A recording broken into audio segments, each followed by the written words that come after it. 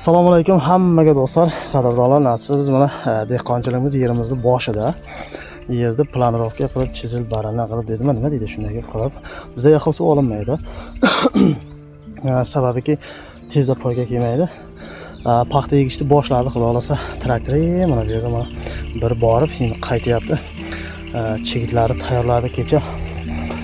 Urug'ni biz O'zbekiston Qoraqalpog'istondan olib keltirgan edik. Buni 5-6 yil, 7 yillar avval.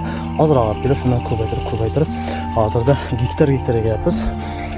Ser hosil, misol paxta ochilganda bir 2-3 tasini tersangiz, o'sha qo'l to'ladi. 2 tasi bilan o'sha qo'l to'ladi. Chigitlar og'ir keladi, chigit ham katta, issiqqa chidamli. Xullas, kasb-korimizga baraka bersin, mana shu dehqonchiligimizga har bir insonning mana shu dehqonchilik borasida, chorvachilik borasida, qandaydir mehnat borasida hammamizning kasb-korimizga baraka bersin. Allohim dehqonchiligimizga hammamizdan inshaalloh nasib paxtani egib boshladik. Bu yil niyatda 2 gektar paxta egish nimasini ko'zlab qo'yganmiz. Chigitlar tarqatib 1 ta, 2 ta, 3 ta, 4, 5, 6 yana uyda bor. Hozir mana traktor kelyapti, egishni boshladi. Bir borib qaytdi traktor.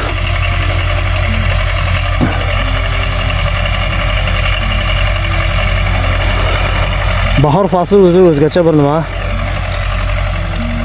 Gashti bor, dehqonchilar hamma qo'zg'algan payt, hamma ishda. Makka egyapti, agorot egyapti, paxta egyapti, xullas. Ishni boshlagan, ish avjida.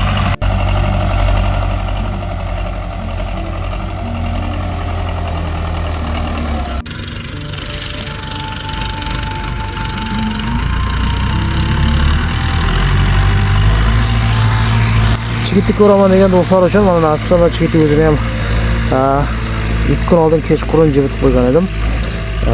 1,5 soatga turdi. Bugun ertalab nimadan suvdan chiqarib xaltalab qo'ydim, nasib bo'lsa egilib boshlagan.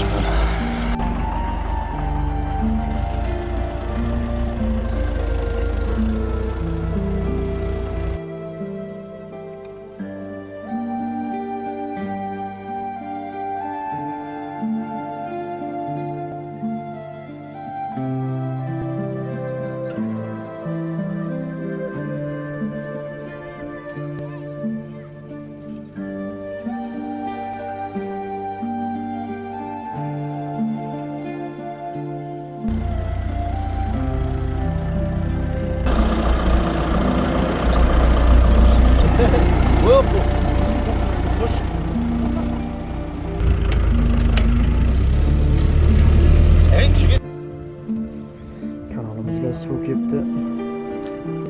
Ekskavator esa endi tozalayapti.